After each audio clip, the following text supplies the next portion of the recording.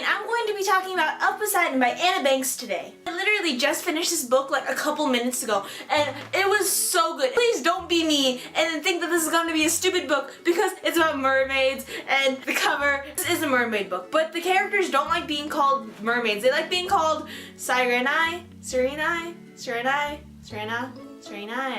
I don't know. So there's Galen, and he's the prince of his kingdom. I was surprised to see that he wasn't the oldest one, so he's actually not going to be king. He's the younger brother. But the thing about Serenai, I'm gonna call them Serenai. The thing about Serenai is they don't like humans because we're freaking awful and then just dump all our junk into their ocean. But then there's Galen, and he doesn't exactly love humans. He doesn't exactly hate them. He has like 2 human friends. So what he does is he becomes the ambassador for the Serenai and the humans. But I guess the humans don't really know about it. So he's just kind of stalking them, making sure that they're not going to do anything bad to them. But then one of his human friends finds out that something's weird. So there's this girl named Emma who's vacationing in Florida. And they find out that she has purple eyes and she can talk to sea animals. And talking to sea creatures is definitely not normal for humans and for Serenai alike. Galen goes to investigate because it's weird because it's like a human girl who has the traits of a Serenai, but then some more. When they finally meet, there's a connection, but they're not quite sure what it is. So Emma's confused, but then there's Galen who knows that there's more to her, so he does follow her back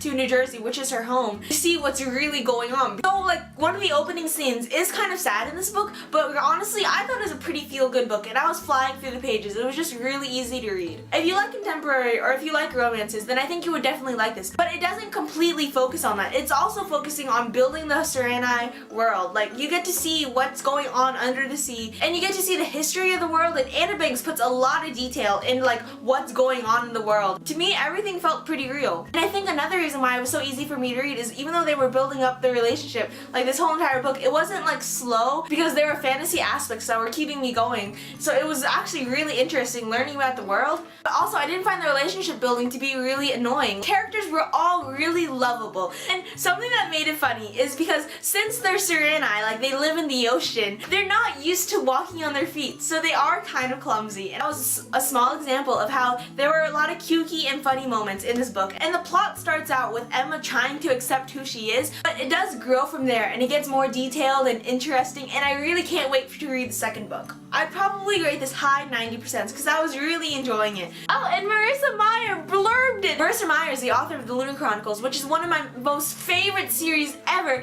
and then she blurbed it, and why did I not read this earlier? But we need to trust Marissa Meyer, guys, because she is queen. Her, Marie Lou, and Rick Riordan are just the queen and kings of my kingdom. I think you should pick this up if you want to read something cute or something that's really easy to read because I was flying through the pages. Or if you just got out of like a really intense book and this is just all like, chill to me. So that's it for the non-spoilery part. So if you haven't read the book, then you should leave now because I'm gonna like talk about stuff even though I don't have notes. So I'm gonna try to remember what happened. But thanks for watching. Bye! Why did I not write stuff? It's because I didn't think it would be that good. So I don't really make reviews for books that are like okay to me and I don't feel like videotaping. But this, okay, so I'm gonna talk about some scenes that I found amazing. Toraf and Raina were just so adorable. And then how Toraf was like, I love you, and then she would punch him. And then when Toraf played hard to get, and then Raina finally accepted her feelings for him, I was like, oh, that is the most cutest thing ever. That was not proper grammar. Best thing is that Toraf, when he kissed Emma, not only did Raina react, but so did Galen. And then Galen just started punching him, even though they were only kind of aiming for like Raina. I was so sad to find out that Emma had to go with Grom. I think that's his name.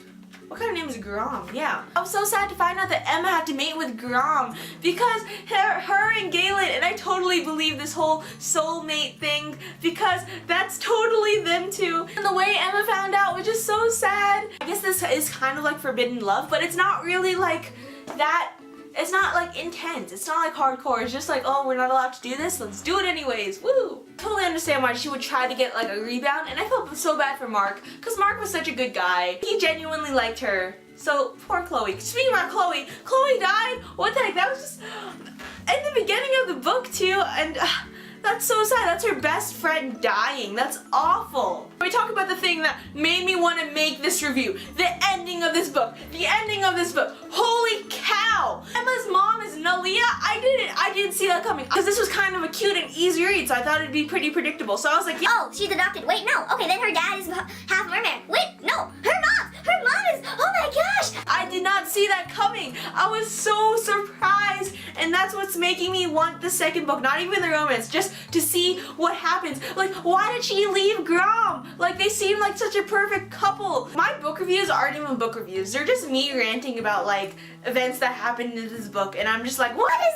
this? And how Grom's wife is like a fake. That made me angry. I was like, she's not the Posiedon person. I'm confused. Is Grom gonna be with Nalia, or is he gonna be with Emma? Because Emma has the Posiedon thing, but Nalia is like, whoa, wait, whoa, Emma, that means that she's royalty too. Whoa, what? I just realized that. Man. What did you guys think of the mermaid world? I thought it was really interesting, and I thought it was going to be really cliche, but I didn't really believe so. I thought they were going to make like more jokes about like mermaid, because I couldn't take it seriously. So that's why this was like a fun read.